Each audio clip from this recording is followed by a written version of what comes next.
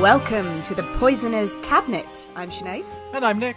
And this is your weekly podcast exploring the lives of the great poisoners and poisoning cases from across the centuries and creating curious cocktails inspired by the tales that we tell. And it's episode 12. Number 12. 12, I tell you. Count them. How are you, Nick? I'm very well. How are you? I am also well. Excellent. That's it. That's it. It does sound a little bit like we have literally succumbed to Big Brother, with lockdown. We're on week 7 of it. I'm fine. Yes, I believe in someone's lockdown. Lockdown is good. Lockdown is great. We surrender our will, as of this date. Apart from that... Not for much longer, because I'll be back to work soon. Oh, yes, you're going to work. I will be going to work. That's not interesting. It's not at all interesting, no. But I get out of the house. You get to leave I the get house. out of the You house. get to go and frolic. Skip down the street with your shiny satchel and your apple. I shall. It'll be very That'd exciting. be very nice. I am now not working. No, it's quite nice. I'm being peaceful and slowly losing my mind, not having a schedule. So you have to give us a list of all the exciting things you're doing. All the many craft projects you've got going on. All the decorating and the gardening. And I've moved a chair. well, see. So now I've got a sitting chair, draped several different What was it before? It was a corner chair. Oh, well, I didn't really but you can't sit in that one. No, you can't sit in the corner chair. My apologies. That's for the ghost. I made Guinness cookies last week. And You did, and you brought some over to me. I delivered you Guinness cookies to your door. And they were very nice. They were all right, actually. Did it convert you to Guinness? No. No. Converted me to chocolate. Well, that's not much conversion required there. So, Have there been any poisonings this week? no. Again, Why did you laugh? Why did you laugh? No poisoning. No No poisoning. See, limited options, really. In terms of currently. poison and poisonees? Yeah, exactly. Not enough people coming to the door. No, I can't get to other people. Other people can't get to me. So it's like, what are you going to do? So, in conclusion, we're fine. Yes. Nick, Hello. are you Yes. ready to drink cocktails and talk about poison? Go on, then. Or drink poison and talk about cocktails? No, we're going to go for the cocktail. I'm going to go for the cocktails. Nick, it's your story this week. Yes. Da-da-da. I'm on tenterhooks to know what we're going to be talking about. But as ever, we have to start our little episode with a cocktail. Our cocktails that we create each week are always inspired by the tale that we tell and always feature a secret ingredient. And this week, Nick, the secret ingredient is... Water. Water. Water. It doesn't scream secret ingredient to me. I'm not saying it's wrong for the purposes of this podcast, but it's just... can you imagine someone going, the secret ingredient is water? You use it to make everything. Well, pretty much. This is not filling me with hope of a spectacularly lovely cocktail. Well, you may well be right. Or you may be proven incredibly wrong. I hope I'll be proven wrong. It's not just going to be just tap water. It is just a pint of water. I've drunk so much recently. So it is water. It is that's it. That's all we're having. A nice refreshing glass of water with Kahlua. No, I wouldn't do that to you, Sinead. Don't worry. So with water as our spectacular secret ingredient, what have you made? Please make it nice. It's lovely. I was really looking forward to a cocktail, and now you've said water. I'm going to go, oh, for God's sake! But it's water with a twist. We're gonna use sparkling water. Sparkling water. Sparkling water. We are going to go with a Southside Ricky. Ooh, a Southside Ricky. Oh, I love the name. Okay, I'm fully converted. So it's a combination of a Southside, Which I love. which we like, and a gin Ricky. So explain the two. So Southside is traditionally gin, lime, mint, and a bit of sugar. Shaky, shaky, shaky. Quite a short, sharp, lovely drink. Delicious. Gin Ricky is gin, lime, sugar with sparkly water to make it a long drink. But no mint. But no mint. In that one. This smashes the two together. As you would smash the mint. As you would smash the mint. So I thought a lot of the drinks we've done recently have been quite short, quite potent, Yes. quite sharp. But this is a nice long drink for a spring evening. I was going to say, perfect spring cocktail. Something a bit lighter. I'm looking forward to this. Mint, gin, lime, water. Are you a still or sparkling water person in a I'm restaurant? generally not a fan of the sparkling water. See, I like sparkling water. But for the cocktail, I can go with it. Also, Emma from Real Life Ghost Stories can get on board with this because she's just ordered a soda stream. Yeah, she announced it to us on a message going, I bought a soda stream. We're like, okay, here's the cry See, for now help. I really want one though. So Just you had the genius idea of just saying, go and get a bottle of wine from the corner shop, put it in the soda stream, champagne. instant champagne. You don't like sparkling water, but you want a soda stream. But I do like other fizzy drinks. I like fizzy orange and I like Coca-Cola. You're just painting this famous five sort of impression. I like a fizzy orange. I like fizzy pop. And ginger beer, lashings of ginger beer. Lashings of ginger beer. So, we have the Southside Ricky. Southside Ricky. I love this name. And I'm excited for the drink. So, we're going to go into our isolation kitchens and shake up a storm. See you in a bit.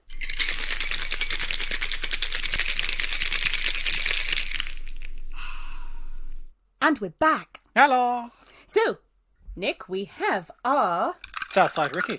Southside Ricky. There you go. Oh, this got ice in it. Sounds icy. So, talk us through the concoction. So, we have 2 parts gin. 1 part lime juice. So I had to cheat because I only had pretend lime juice. Oh, no, that's perfectly all right. I mean, fresh lime is better. If you've got the bottled lime juice or the bottled lemon juice, if you can't get fresh limes, get that stuff in, because then nothing should stand in the way of you making cocktails. Exactly. Sugar syrup.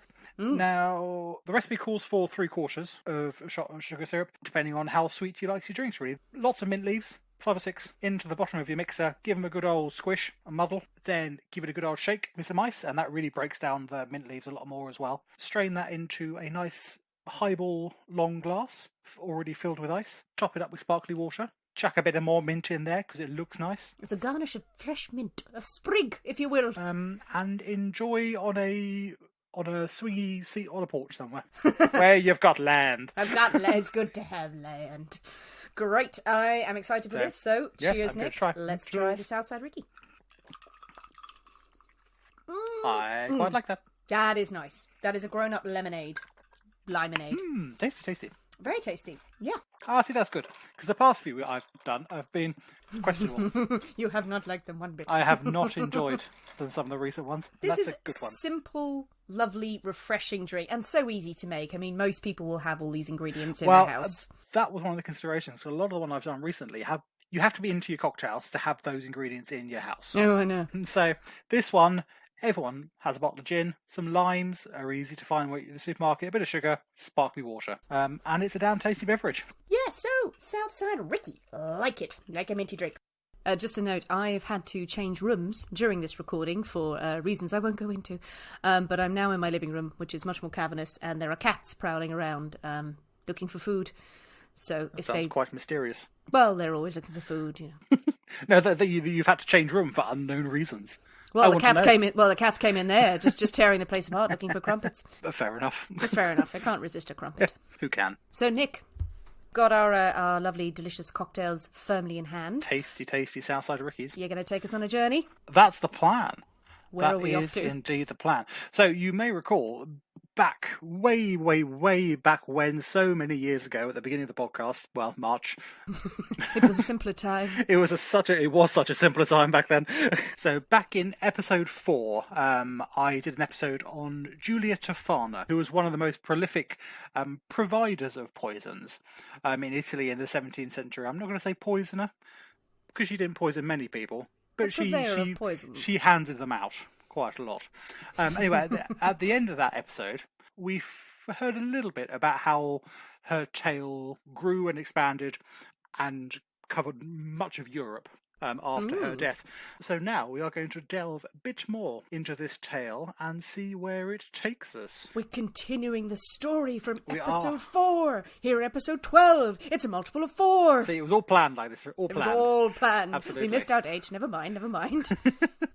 Excellent. I loved the story of Aqua Tofana. So we've been in Italy. Where are we off to now? Well, I said at the end of that episode, if you haven't listened to the episode, go back and listen to it. Go back and listen to the episode. What are you even doing here? We found that poison had made its way across into France and into the hands of some rather interesting people. And it's their tale that we are going to tell on this lovely day. A lovely day for a poisoning story. Go! We are starting the second part of this tale with Marie Madeleine Marguerite d'Aubray. Awesome name. The Marquise de Brinvilliers. Marquise de Brinvilliers. I'm going to put a caveat out now. I'm going to apologise for my pronunciation of French names. They're going to be dreadful. Just do it with my aplomb. My version of speaking French is just generally speaking English but louder. Taught by my father. That's how you speak French. As long as you do it with flair and panache and you kind of put a sexy voice on, then no one will question you. Sexy French voice. I speak a bit of French, so I'll help. I won't help. Any French people, it's going to be bad. Anyway. If there are French people listening, tell us. We'd love to reach out to you in France and come and see you. The Marquise was born in Paris in 1630 into a fairly wealthy and noble family. She grew up on her father's estates, they had estates just outside Paris, with her siblings, 2 brothers and 1 sister, and had, by all accounts, quite an idyllic childhood. When she was 21, she married Anton Gobelin. Goblin? Yes, Anton the Goblin. Anton the Goblin. I don't think that was his name. The story is developing already. She married a goblin. He was cursed forever to live as a goblin until he found true love. So she married Anton Gobelin. Gobelin. Stop trying to do the accent. I'm going to Gobelin. Gobelin. Who was the Marquise de Brinvilliers. So no laughing at my accents. I'm not laughing at the accent, I'm laughing with you. I'm laughing with your sheer enthusiasm. You shall go to the French ball. I want to go to a big Frenchy fancy party. Don't we all? With a big wig. I want a big wig with like guns and ships and things in it. There's guns in your wig? Oh, what? Yeah. Have you not heard that?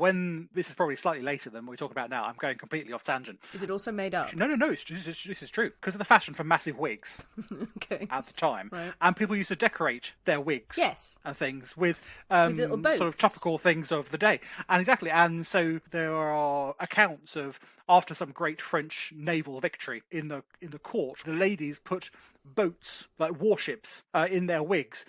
And they did actually fire. They had like smoke coming out of the cannons and stuff like that. That's amazing. Sort of chasing the English ships, which are all knackered and wrecked and things, in their wigs. So these whole naval scenes. Whole diorama going fantastic. on in their hair. Yeah, absolutely. And they were just shooting people willy-nilly. That's a wonderful way to commit a murder, actually, at a ball. Yeah. just suddenly firing a tiny, tiny cannon. So it's a complete tangent of randomness. But it's painting a picture of the world that they lived in. The Marquis himself was also a wealthy man, a man to be reckoned with. He was a military man. He was a commanding officer in the army with a lot of power and influence behind him. Now, so both of them enjoyed the extravagant lifestyle that came along with their positions and their money. But they seemed to enjoy it quite separately. Marie was a regular attender, say, at the fanciest of parties. With the biggest of wigs. That money's got to go somewhere. But her husband was a regular attender of the gambling house. And did he have a wig that had a roulette table in it? If only he did. That would have been awesome. I like that idea. So he's in the gambling house. He enjoys a flutter, playing cards. That is his vice. Now, so as was relatively common at the time, they had perhaps not an open marriage is the wrong way of putting it, but both of them had affairs. Lovers, exactly. He had a mistress, she had lovers. It was quite common, but you kept it a bit discreet. An open You didn't secret. flaunt it amongst the nobility and the higher classes. It's what you did, but you didn't talk about it. But this is where we start getting into problems. Marie was introduced at one of these fancy parties to Jean-Baptiste Gaudin de Sainte-Croix. Everyone in this story has an amazing name. Has an amazing and a very name. long name as well. Yes, absolutely. Many, many hyphens in his names. He is the Chevalier de Sainte-Croix. Ooh, Chevalier, so that's like a horse lord or a cavalry. He's a knight, pretty much. He also is in the army, as majority of sort of noble men were. He's a military man. He's a knight. Dashing. Well, quite. Very dashing. Very exciting. He owns a horse. He owns a horse, possibly two. Who knows? One for weekends. Well, yes. So weekend horse is fancier. You've probably got a horse for battle. That wouldn't be the same horse you just like trotted around on town and stuff like that. Not really. I think that horse is fucking terrified. Exactly. That horse is in therapy. I think that horse is fucking terrifying, probably. It would be a massive great war horse if you didn't want that trotting down the street at you. At you? Where is he going? Well, if he's just going down the street or something like that. These just an armoured horse that's seen terrible things. With a slight twitch or something. It's going to be just turns to look at you with just a dead eye. It's going to be an unsettling experience. Well, he and his many scary horses. But Marie loves him and his many scary horses. And being independently wealthy as well. Her father, very, very wealthy man. So she's got a bit of her own money. She's not entirely reliant on her husband. So she takes this as the opportunity to pretty much do what she wants. And her and Jean-Baptiste's cause scandal throughout Paris with their lavish carryings on. So she's going out with him and she's not making any attempt to be subtle. There is no subtlety here whatsoever. Husband is in the casino gambling away his money. Yes. Obviously doesn't care, I take it. To be honest, he's got bigger problems. It doesn't take too long before he actually flees the country. The Marquis flees France because of his gambling debts. He has got creditors hammering down his door, and he does a runner, basically. And he's also heard about his wife's lover's scary horse, so he doesn't want to meet that on a darker night. Probably did. But he's done a runner, which has left Marie now. Still married, but independently wealthy. He's not reliant on her husband's money, which is none left anymore. So she can continue the fanciness around town. And her and the Chevalier Jean-Baptiste are, as we say, seen at all the fancies of parties, all the social occasions that a French fancy person would want to go to. But this came with a problem. They were being a bit too blasé about the whole situation. They weren't married. She's still married to the Marquis. God knows where he is, though. So this is perhaps not appropriate carryings on for a woman in her position. Because at that time in the French aristocracy, they love a scandal and they don't mind people having affairs and mistresses. However, there are no bonds of loyalty within the court, as it were. So if you overstep the mark and if you are being a little bit too cavalier, no one's going to leap to your defence. They are going to be whispering about you in a bad way as opposed to a good way. Exactly, and it's exactly these whispers that reach the ear of Marie's father. He is not happy. His daughter is dragging their name through the mud. So he's got a position to uphold. Absolutely. He's got a reputation at court that can't be sullied with his daughter's carryings on with a mere chevalier. Quite unacceptable. So he goes to the king, which shows how senior and how important he was, that he could go to the king directly and say, "Oi, Mr. King, I need your help with this." As he would say. "Oi, Mr. King." But obviously in French he would say, I'm not going to attempt to say it in French. "Oi, Monsieur le Roi." "Oi, Monsieur King." I like your style. That's exactly how it sounded. So he goes to the king and says, "Mr. King, I'm not happy about my daughter's carrying on here. She is bringing disgrace not only to myself, but to the whole of the French nobility." Oh, calm down, Daddy. Bloody hell. But the king listens and goes, "Yes, I think you're probably right. This is not at all acceptable behaviour." He issues a warrant for the Chevalier to be arrested and thrown into the Bastille. What, the pop band? I had to slip that in there. They were in the cell next door. It's like, no, I can't listen to any more music. Please stop. No more, this is torture. This is where the torture comes from. But yes, the Bastille, a fortress in Paris. Indeed. The king issues a note, a warrant for him to be arrested and sent to the Bastille for a year. This is in the days before the French Revolution, where the Bastille would be stormed, and this is why we celebrate Bastille Day, if you're French. Most of us aren't, so carry on. That's a few weeks after this situation. Several years. Several years. So the Chevalier ends up in the Bastille, which is not a nice place to be. But he has a very interesting cellmate.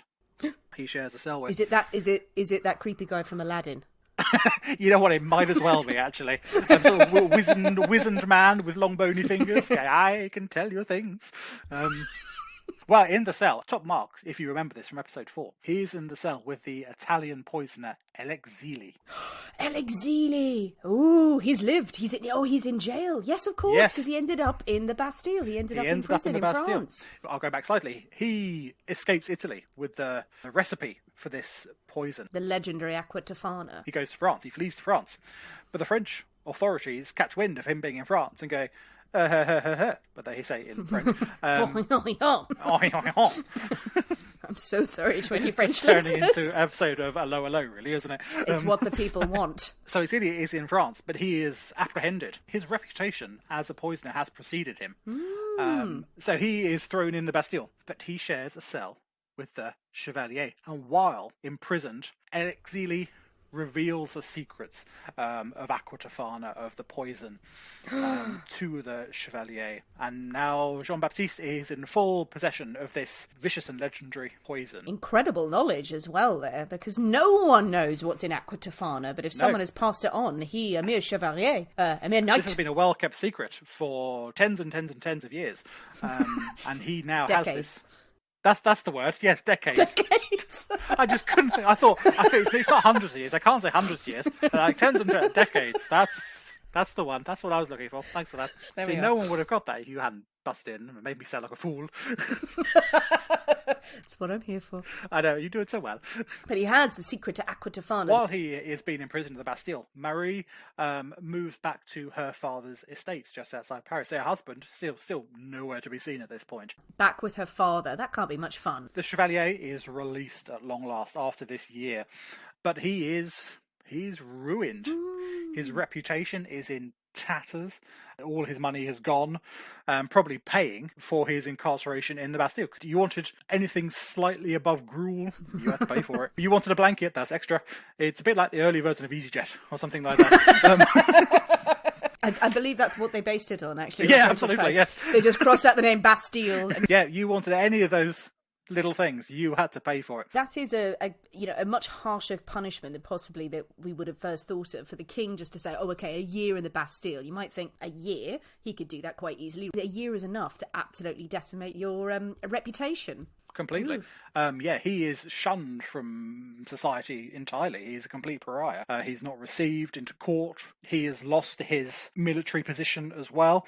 His horses. Because to be a knight in France, you have to be noble and honourable. Hold yourself to a code of chivalry.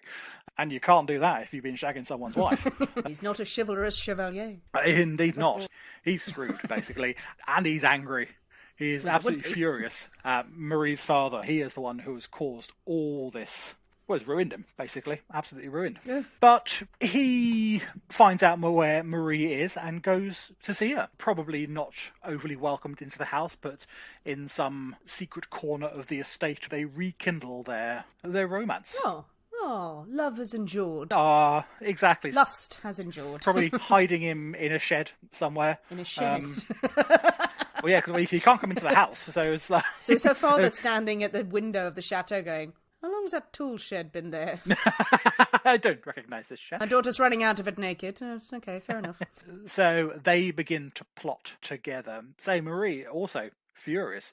She has been stuck away in her father's estate. She can't go to the fancy, lovely parties that she so very much enjoys. Her husband's done a runner. She's in disgrace herself. Both of them really rather annoyed. So they begin to hatch a plot. A cunning and dastardly plot. And just so happens, the Chevalier, he's learned some new things. Well, what happens in prison stays in prison. What happens in prison stays in... Oh, no, not that.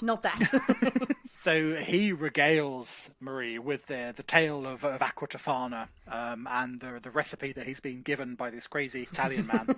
So all we know about Aqua Tofana, no one knows what Aqua Tofana actually contained. Aqua Tofana was famed because of the precision, wasn't it, in which you could time someone's death. So whether you wanted them to die in a week or a month or even years down the line, you could administer this poison and it would work in that way. It was all down to how it was administered, in what doses and at what times. You could completely control the effects. What was suspected to be in Aqua Tofana? It was everything from arsenic, belladonna... Arsenic, belladonna were the two big ones.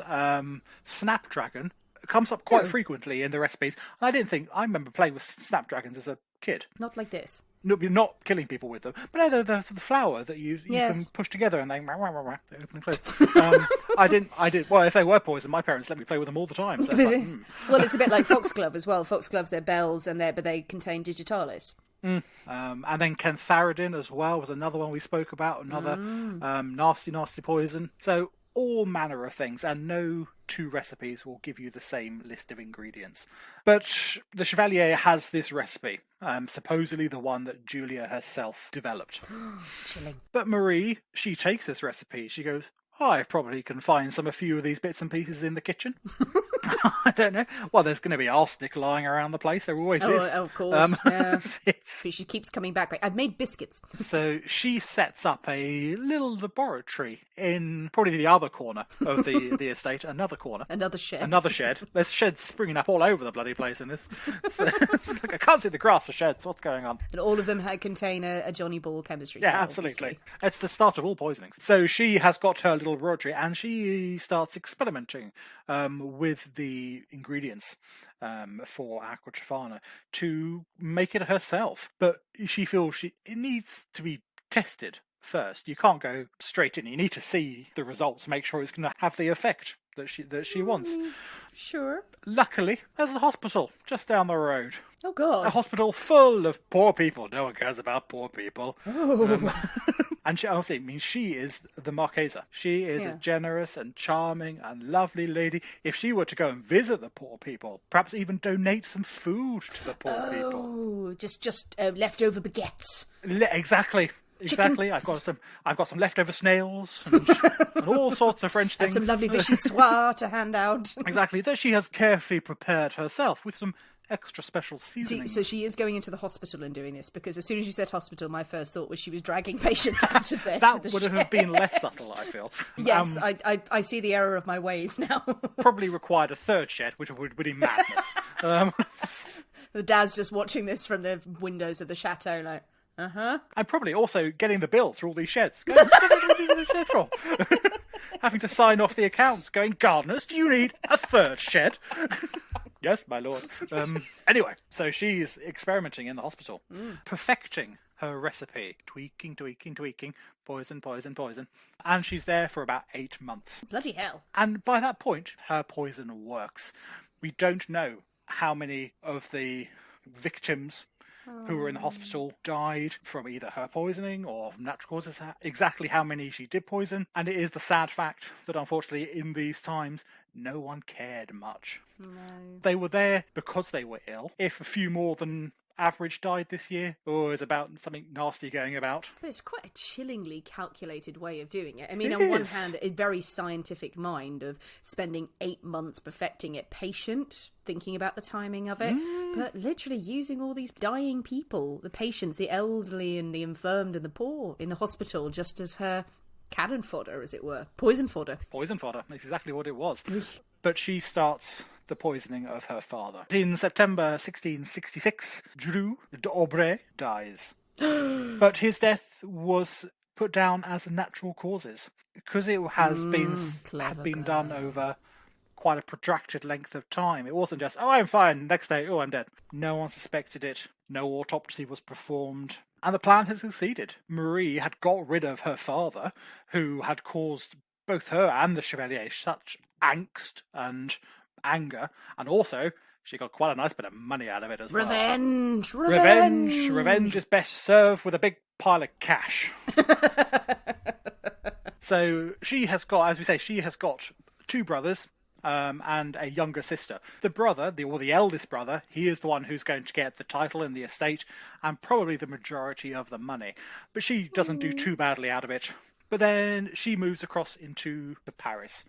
And because she's got a little bit of money behind her, those doors start opening up again. The fickle, fickle world. Yeah, absolutely. Those invitations start coming back through the door. But she realises that, well, living this lifestyle, I mean, I've got a nice fancy house in Paris. I need new wigs all the time. I need lots of fancy dresses. I need a team of set designers to build the wigs and to construct them. I need scaffolding for the wigs and all sorts. This does Nick's not come cheap. great-great-great-great-grandfather was there making her wigs and her sets for her as she cavorted around the dance floors. Oh, I wish that were true. But, I mean, all this doesn't come cheap at all. No. And she money soon will run realises, out. money runs out. She soon realises that, oh, actually, my brothers, they got a fair bit more than I did. Why, yeah, that's not on. So, phase B of the operation. There was an operation. She hires a young man known as Le Chaussee. Le Chaussee? Don't know if that was his name or a nickname. But that's the only reference to him in the records. It translates as causeway, I think, technically, or pathway or road, but it's a route. Maybe it's a means to an end. Maybe he's the means to an end. He's the means to her end. Yeah, he's not to. Yeah. French A-level was not wasted. So it would seem. I can't speak French. But Le Chaussee is hired by Marie, and she places him in her brother's household as a servant, basically, as a gift to her brothers. Here, have this young man. He's very, very good. He knows what he's doing. He's an excellent cook. He's wearing a top hat and twiddling a moustache. He's wearing a top hat. I've never seen a top hat before. Yes, they'll be all the rage. Yes, he'll be with you shortly on a penny farthing. So she hires Le Chazet, who goes into the household. Initially, her younger brother. Her two brothers seem to spend an awful lot of time together. So... As you would, in the families would dine together constantly. So it's a bit like killing two birds with one stone, really. But she took her time, as we can see with Marie. She plots things out carefully. She doesn't do things rashly or in the spur of the moment. She plans. And 4 years later, on the July 17th, 1670, the first brother dies. 4 years later? 4 years later. Now, that is an awful long time. Yes. Everyone assumes it's the poison. Le Chazet has been administering this poison slowly. Perhaps he fell down the stairs or something. I don't know. No, it definitely was poison. But why over such a long period of time? Well, I can only assume that is it that the father died, she left a break for a bit, and then obviously didn't want to kill the brothers straight after the father's death. Yes. Because that would arouse suspicion. So she has to... She's got a bit of money, so it's not as if she needs the cash now. Oh, yeah. So probably when that's kicking in is when she starts her dastardly schemes. Well, perhaps so, actually. I mean, it could well be like, okay, it's 3 years later, then she starts the poisoning. I don't know when Le Chazet goes into the household, only that she does. Because 4 years would be stupid, to be honestly, to poison someone over 4 years. Just hit them on the head. This is silly. He's coughing just slightly more each day. It could well be that first 3 years, she's living the high life in Paris, not a care in the world. Then she gets a letter from the bank going, "You have no money. You cannot afford that fancy dress." I mean, you can't afford a fancy dress. Next logical step, kill your brothers. Of course. I mean, I find that every single time I can't afford a fancy dress, I'm like, I will kill my whole family. And she does. So as I say, the first brother dies July 17th, 1670. The second brother, only 3 weeks later. Clever girl, though, to have this, what would we call him? Man. Accomplice. What to say, an envoy or kind of an accomplice or something, but in the house stationed to be administering it while she's safely in Paris. So no suspicion Perfect will fall alibi. on her. She has done for the past 4 years. She's been in Paris. I've no doubt she probably came to visit every now and again. But she's bringing bags of poison. So they did, in fact, perform an autopsy on the brothers. And they did discover traces of arsenic. Always with the arsenic. Always with the arsenic. When will people learn? But Marie, Paris, perfect alibi. No one suspects anything. And from what I can tell, it wasn't investigated. So no one in the household was suspected. Arsenic was not an uncommon substance. It's been used for hundreds and thousands of years. But the end result being that money goes now to Marie and her sister. Because we still have the younger sister who's probably looking on going, fuck. She was actually getting slightly so nervous that she's actually hired food tasters by this point. Okay, clever girl. Her father's died, her two brothers have died. There's a theme here. Oh, clever girl. Well, so she survives. How many of her food tasters died? There's a pile of bodies. They were the poor people. Oh, yeah. No Who cares one cares about them. They served their mistress well. But now we can't forget the Chevalier. The Horse Lord. The Horse Lord. Well, not the Horse Lord anymore. Well, he's no horse? There's no horse. There's no horse. He's going around riding a small dog.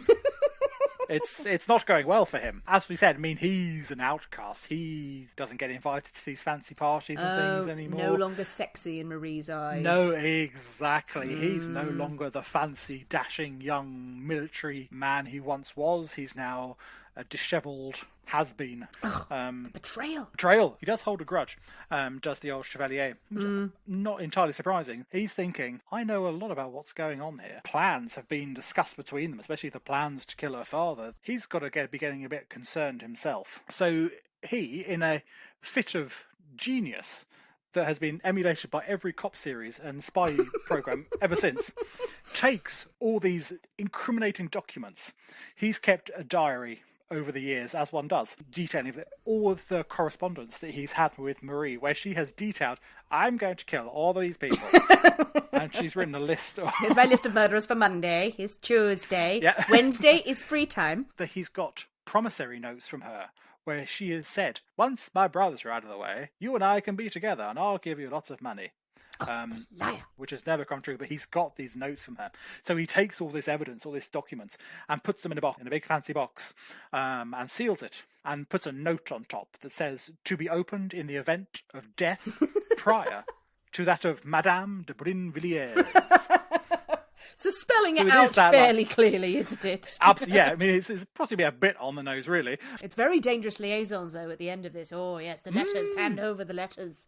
Just a note, listeners, this is the point where Nick's audio unfortunately decided to mess up, so sorry about the change in sound quality. So the Chevalier is quite convinced that he's got a foolproof plan to keep him out of danger and out of trouble. And it was an excellent plan. It was a fantastic plan, if he wasn't such an idiot. It's always the problem, isn't it? It was an excellent plan if you weren't stupid. Okay, idiot may be a bit harsh. Careless. I'm going to say we'll go with careless. He had been continuing his experiments with poisons, and he had moved on to noxious gases. Why he had taken this path, or we don't know. Or it could have been an entirely unintended side effect of some other experimentation that he was doing. With horses. But in 1672, Saint-Croix dies suddenly. One of his experiments has gone horribly wrong. It has released a cloud of poisonous vapours bloody hell. Into his face. He drops down dead. Into his face. That's the last place that you want to release poisonous vapours. Well, exactly. I mean, I can imagine he's there over a bubbling something. I'm just imagining him at his chalkboard going, and I release the noxious gases into the streets. No, I didn't carry the one. It's into my face. So he's dead. I like the idea that he is an idiot, that he had the secret, he passed it on to Marie, who was smart and educated, probably, and a scheming woman, was able to create it, obviously with success, and he's just a fool, and he has just been making terrible poisons, and has now created a gas that will kill us all. Well, it certainly killed him. He has no heirs. He has no will. The authorities not break into his room, but go through all his possessions, and they come across the sealed box. The box. With his note.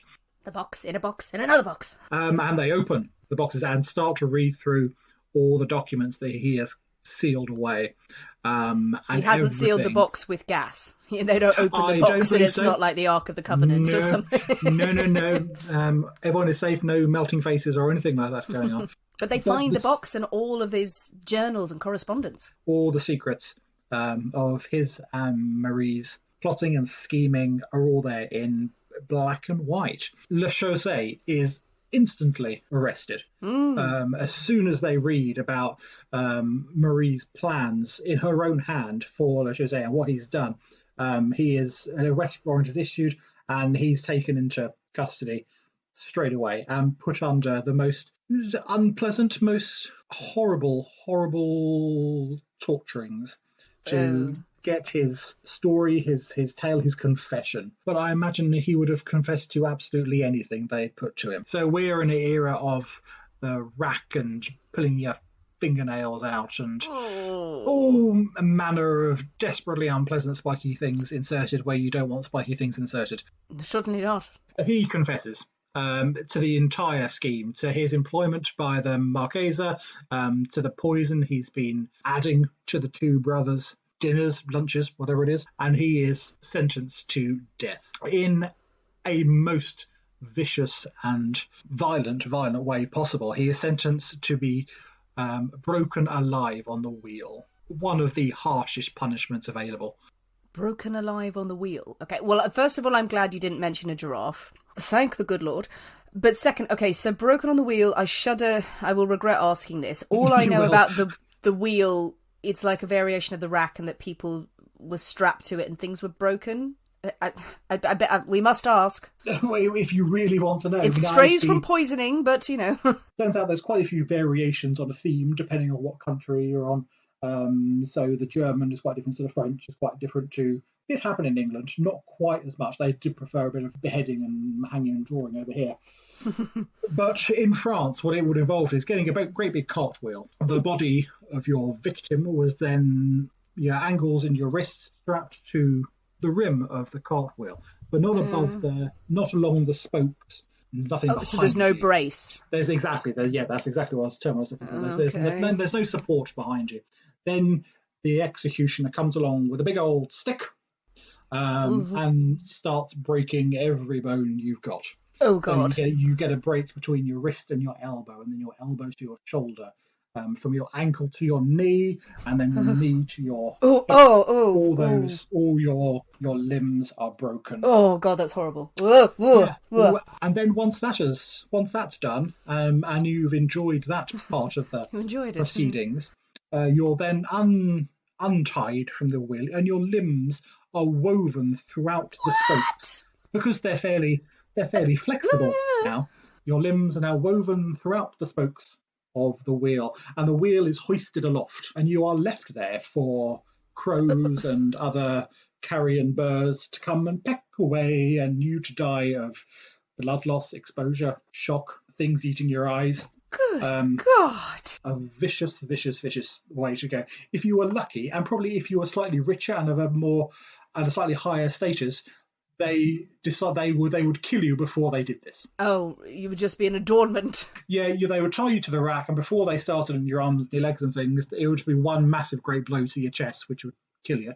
But that didn't happen to Le Chaussee. He endures the whole thing. He's out of the picture. And attention soon turns to the Marquise. Obviously, Le Chaussee has completely implicated her in absolutely everything. And they've got all the documents that the Chevalier has hidden away, some in her own hand.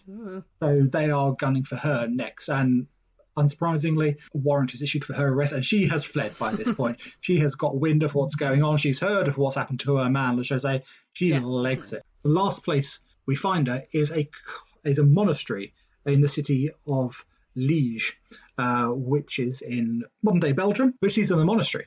You can't really go in and drag her out of a monastery. And Julia went and claimed sanctuary, didn't she? They did. She did indeed. Julia Tofana. And exactly in the same situation there. The authorities, you can't go and break down the church door to get this place out. So they hatched a cunning plan in that they got a policeman and they dressed him as a priest. Okay. And he goes into the monastery and he sits there and he talks to the Marquise and convinces her to come out of the monastery, to accompany him out of the monastery. What? Possibly to see some lovely furry animals in the courtyard or something. Or I've seen a deer frolicking in a glade. Exactly. There was a giraffe that went by. Come and see. Don't go near it. It's come from Rome. So she just goes out and he goes, lovely apples this way, my dear. Yeah, well, apples? absolutely, yes. Come and see, Apples? there's some lovely apples on the tree this time of year. And she goes, oh yes, I quite fancy an apple. So off she leaves the monastery, and once she's out, they pounce. They all pile on it. They all pile on. They've all been standing outside the door, like hiding behind statues, and then eventually they get her, and she is whisked back to Paris to stand trial. You would think at this point they've got a fair amount of evidence, no matter how dodgy its provenance might seem now. They've got the confession from Le Chaussee. He's spilled the beans entirely. They've got all the documents from the Chevalier, many in her own hand, but still it's not quite enough. They need a bit more gentle persuasion of the Marquise to get her to tell things in her own words. And she is put to the question. It's a specific method of torture that was used in the courts in France. You have the ordinary question and the extraordinary question. Okay. Did you do it? Being put to the ordinary question, which was a specific legal term, which involves forcing 8 pints of water down someone's throat. It's not a question. So they would actually... Not a question, but it made you answer the question. It made you answer any question. It's going to encourage you to answer the question. Thirsty. So they would clamp your nose shut, so you couldn't breathe through your nose, and then a tube and a funnel in your mouth, down your throat, and 8 pints of water gets pushed through. You're choking, you can't breathe. It's very, very unpleasant. And obviously, all at once, for anyone who's listening going, I can manage 8 pints. Yeah. I can manage 8 pints. Yeah. Easy. No, this is all at once into the stomach, and the stomach swells, and the pain, and the exploding. Possibly. Well, yeah, but this is the ordinary question. Oh, Jesus. The Marquise has to answer the extraordinary question. 16 pints. Oh! Yeah. And again, the extraordinary question was a specific term, and it was. It's not a question. Not a question. Again, it's going to make you answer. It's just going to be there, like, I don't know what you want. Honestly, please. I would love to give you the answer to the question. I don't know what it is. I was thinking extraordinary question. Sparkling water. Oh, water. Oh, this is it. Water. The link. I've only just realised. We have got there eventually. Absolutely. Oh, the most mundane seeming of secret ingredients has been reached by the most horrible way. Absolutely. So, yes, for next episode, I am going to drink 16 pints of cocktails. I think you can do it, Nick. It's going to be that scene from The Simpsons again where Homer is in hell being force-fed donuts. Well, have all the donuts in the world! And he's still eating more. Oh my God. Pretty much how it's going to be. But I think it was less fun for the Marquise. I'm imagining so, yes. I think I've seen a painting, an old one of a woman naked, literally stretched out, bent backwards, her mouth, her nose being held, and water being forced down her throat. It's quite horrific. There is exactly that, and it is a picture of her. It's a disturbing picture to share. I mean, I'm tempted to share it. It's not It's not graphic. It's not graphic, but it's unsettling. She is being subjected to torture. It's almost. It feels unseemly. Not a nice image. So she's been force-fed 16 pints of regular water. Yeah, she confesses to the lot, entirely unsurprisingly. The plot against her father, where she learned of the Aqua Tofana from the Chevalier, who is now dead anyway, and then to the plot against her brothers. What doesn't come out, interestingly, is her time experimenting at the hospital. Oh, they don't care about that. Oh, well, exactly. So those are not important people. No. So the Marquise is obviously found guilty and sentenced to death. Fortunately for her, she was of more noble birth, which did get her a somewhat kinder death. She was beheaded, and then her body burnt. Okay, fairly swift, quick and easy. Yeah, you would hope quick and done. Body on the pyre, but you're not going to feel that because you're dead. It's going to compared to Le Chaussee, she's got off pretty lightly. So she would have been beheaded, but these are the days before the guillotine. So Indeed, you have yes. to trust a competent axeman. You would hope someone who sharpens their axe semi-regularly. But the interesting thing is the scandal this trial caused had ripples from years and years and years to come. It completely permeated the entire French society and French nobility all the way into the throne room of the king. Ooh. But that is a story that we should tell another day. Another day? You mean it's not 2, but 3 parts. It's a trilogy. We've gone into a trilogy on this one, absolutely. So yeah, I mean, so what follows? I'm not going to go too much detail, but what follows is a fantastic period in French history called the Affair of the Poisoners. The Affair of the Poisoners, famous period of history. Paranoia of revenge and getting people out of the way, and goes absolutely crazy. And rumour and paranoia spread like wildfire. And it is a fascinating area that we will definitely be coming back to. Hooray! The third part of the trilogy. Oh, everything. Good things come in threes. But what a story there it is. The story of how do you pronounce it again? Marquise. The Marquise de de Brinvilliers. Now, I've heard versions of that story before, and there are a lot of versions of that story. There are. At the time, it was hugely well known. There's a version that Arthur Conan Doyle wrote. Alexandre Dumas wrote a story about it. Dumas. See, my French operas have been written about her. So, yeah, incredibly famous time. On one hand, we've got the early stages of a poison panic, which will turn into the Affair of the Poisoners. We think about the Victorian era, and this is the main era that we focus on for poisoners because it's a little close to home, the records are a little bit better, but everyone's suddenly becoming terrified about the ideas of poisonings being prevalent and poison being prevalent in society. But you've had all of this before, and you've had all of this in Renaissance France and Renaissance Europe, where people are perfecting the art of poisoning. There are accounts I've read where she is being put forward by the people telling the story as more of a sympathetic character. I don't know how we feel about that. The idea, if you flip it around, you could tell the story of she is a young woman just wanting to have a good time and to enjoy herself, forced into a marriage with a man who's a complete gambler, probably doesn't treat her very well. She's off living the high life, falls in love with a knight, could paint it as romantic. Yeah, I think you could I think that's absolutely a completely valid potential look at her until the point she starts to plan to kill her father. I think up to that point where you can see it as, yes, she's been forced to marry this man who's a gambler, obviously not paying much attention to her. She falls in love with this dashing, handsome knight who's out, and they fall in love and have this fantastic affair, and then he's taken away from her because of her father. That's all it very would be romantic. so easy to turn it into a romantic Hollywood story. Absolutely. But then Period you drama. get to the point of, now I'm going to kill my father, and now I've run out of money, I'm going to kill my brother. Exactly. That's when I think the romance starts to lessen. People's opinions may differ on it. I think it's unfair to paint her as a feminist hero. I don't think people are necessarily saying that she is. I don't think but so. but you know, it's easy to kind of go, she's a woman who's just been subjected to male rule all her life, and her brothers are taking the inheritance and are going to boss her around, and she's having no more of it. It's no excuse to murder someone. No, and it's not as if she was completely cut off. She had an inheritance. Yes. She had a good life. She wanted a better one. Yeah. And the way she was going to do that was by killing people. The fine art of poisoning. Yeah. So I have, no sympathy whatsoever, to be honest. I have limited sympathy. I have no sympathy. I mean, there don't appear to be many records, certainly not any of the evidence you've shared, that implies that she was having a worse time behind closed doors. Maybe she was. Is there evidence of it that we found? No, I mean, the evidence that you find now is obviously very much focused on the crimes and the cases. You don't know much about her day-to-day life, which is the case for all of the people that we research and things now.